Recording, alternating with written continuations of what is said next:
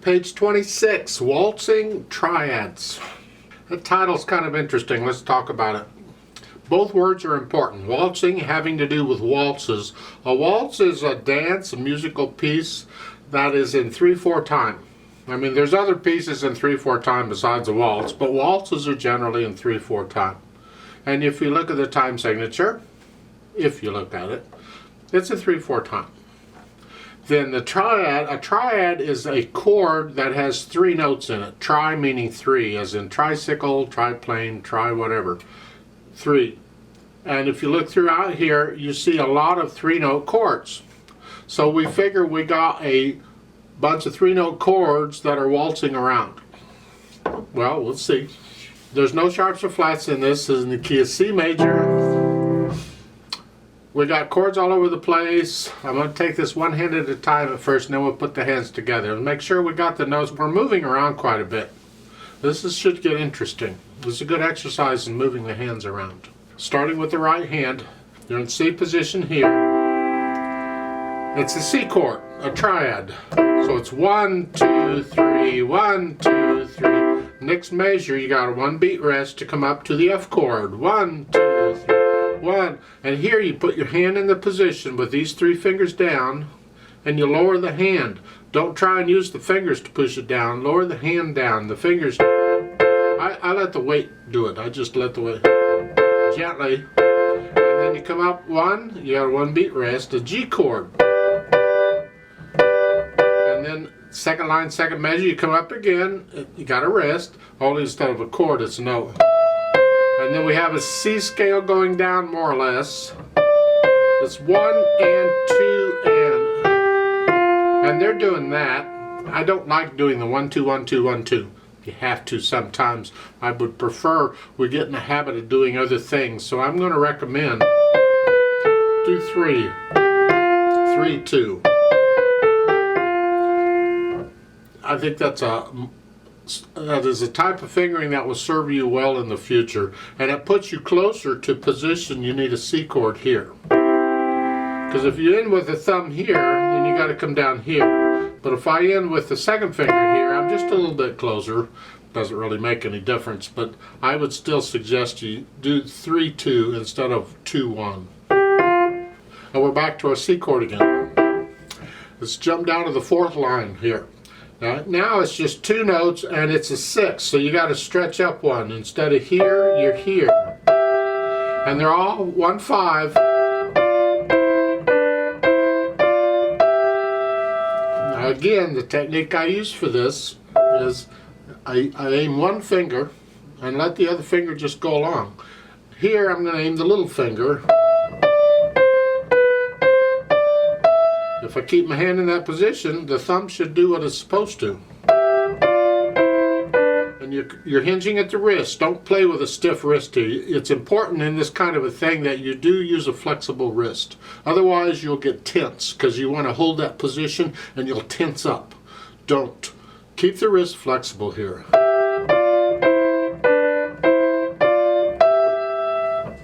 For practice, you can also practice aiming the thumb. Let the little finger go along for the ride. You need to be able to do either finger. That's important. You should do it in both hands, but okay, we'll do it here. And that's what you're doing for the last 2 lines, really, this whole thing. Left hand, you're starting out with a C chord down here. And then you have treble clef. Oh, goody. And so you're going to cross over the right hand and do E. Don't care which finger you use, 2 or 3, whichever. And then bass clef, come down here for the F chord. And then treble clef, got an F. Oh goody. And then back down here, bass clef, treble clef, G, bass clef. And then you do that some more. So the left hand's going crazy. Alright. 4th line down. Finally, the left hand just gets the chords. C chords. 1 2 3. G chord. You come up during the rest. 1 2 3. Put the hands together. This should be interesting. You're starting out in C position. You got a chord here. And when you're first doing this, you can forget the rhythm and all that. Let's just get the chords and where the hands are going first. We got here, and then here. And this left hand, that's dotted half notes. You got to hold that down the whole measure while you play these. And I would lift both hands at the same time, but as you do, move the left hand. Don't lift the right hand way high because it gets in the way. Just lift them up here. So it's 1, 2, 3. Hold that down as you play that.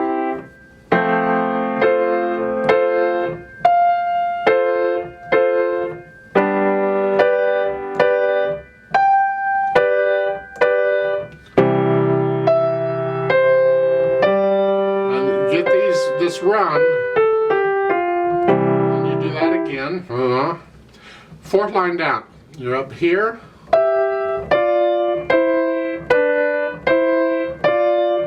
Now it's a dotted half note. Hold it down as you do these.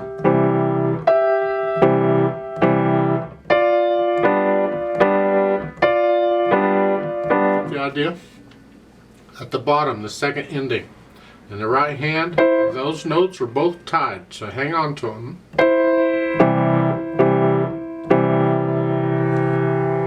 So you get, once you can sort of get a handle on that, try and put the rhythm in. It needs to be a steady beat, no hesitations. It can be slow, doesn't matter how fast it goes.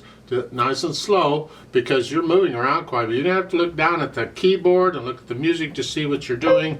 And this is good practice, because we have to develop the skill in piano playing, one of the skills, of when do we look at the music and when do we look at the keyboard. And sometimes, like in this piece, you're going back and forth. Well, you develop, you practice it. You're starting out in the first one, and as you're playing this first measure, you're looking ahead. You're always looking ahead when playing music. You'll just develop that habit whether you want to or not. Believe me, it'll happen. You look ahead and you're seeing the second measure already. You know that E is coming, so you're ready for it. So as you're playing these, you're looking down and you're playing that.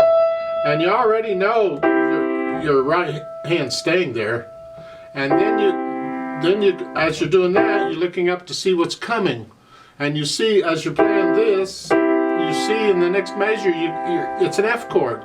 So you're looking down here to make that move, and immediately after you make the move, you're looking back up to see what's coming. And you see it's an F, so you're looking down to see the F, and then look to see what's coming. It's a G chord. Now what's coming? It's a G. And now what's coming? It's a C chord.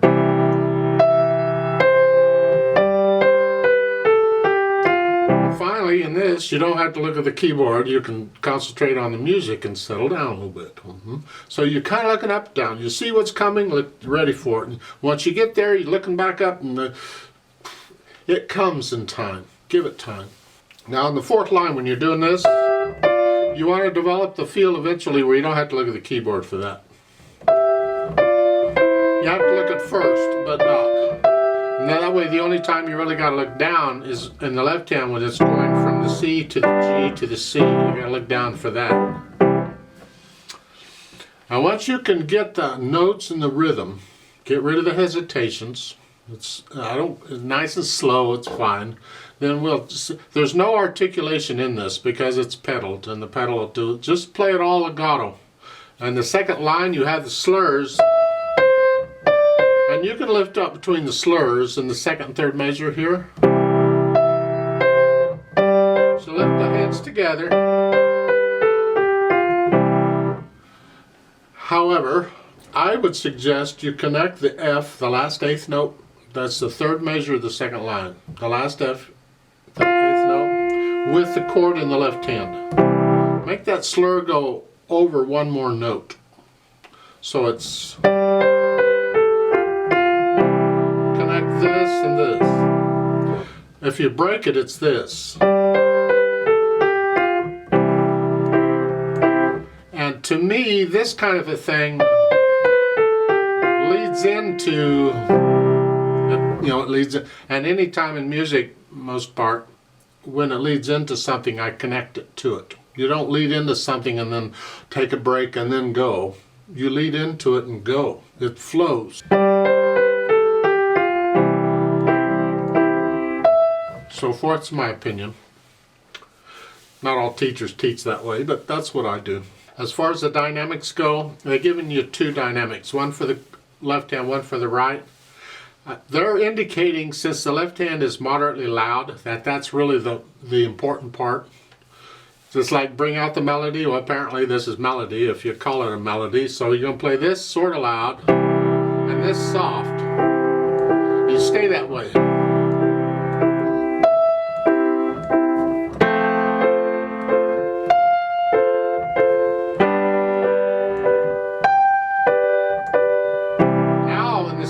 Second measure, now that's melody. Now it comes out as moderately loud, and you decrescendo down to soft, and then you're back to your moderately loud in the left hand.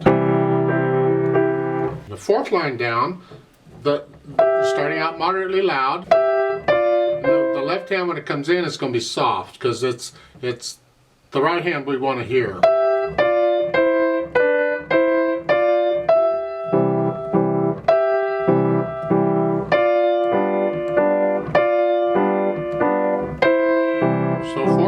Then in the last ending there, here you're playing the right hand moderately loud, and the piano takes over. It'll die away on its own.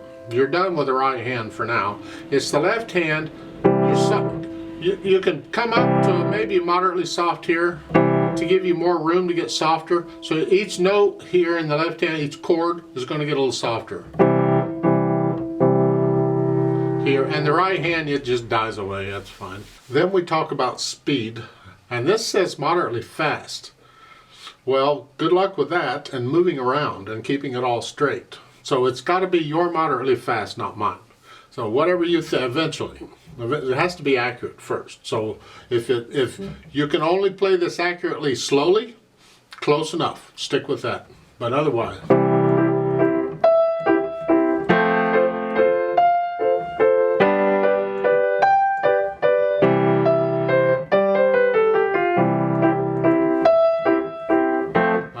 That's my impression of moderately fast. Maybe you want to go faster? I wouldn't recommend it, but okay. But it has to be accurate. Now on top of all that, they've added pedal. Well, we kind of need pedal on here because this is pretty choppy with chords. You can't play them connected on piano. So on the pedal, and they're showing a rather choppy pedaling too. You're going to push the notes down first and then the pedal. So it's here. Lift the pedal up with the hands, so there's a little silence before we go to the F chord for the next chord, and it's that way throughout this whole piece. Lift the pedal up with the hands. So again at the beginning.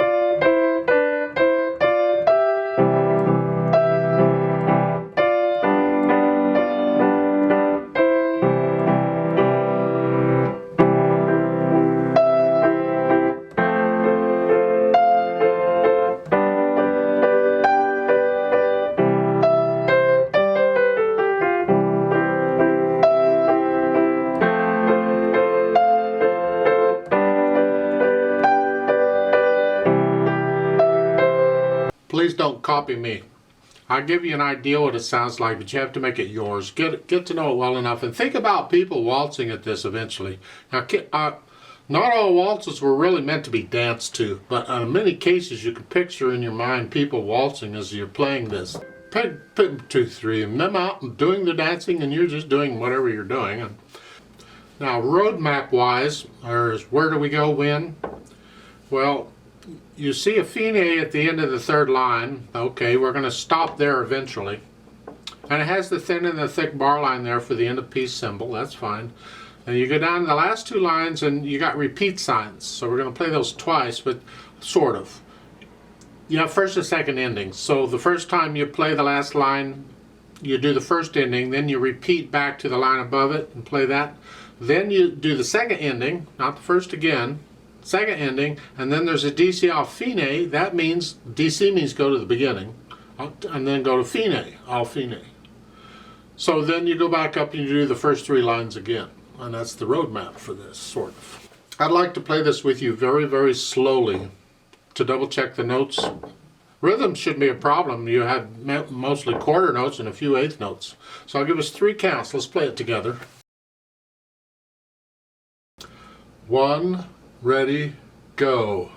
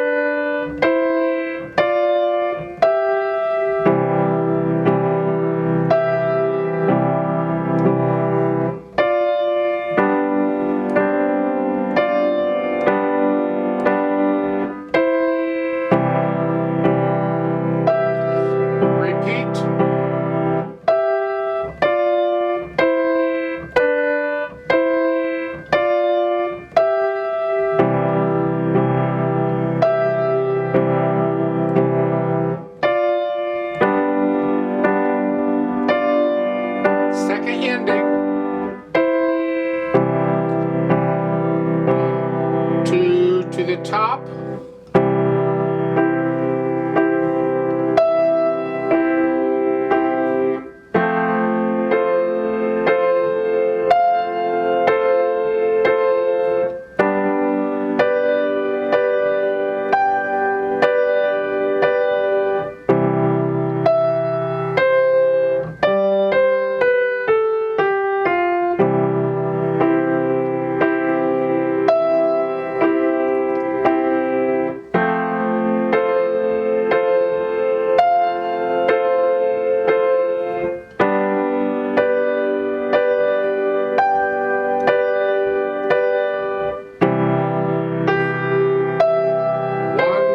Two, three.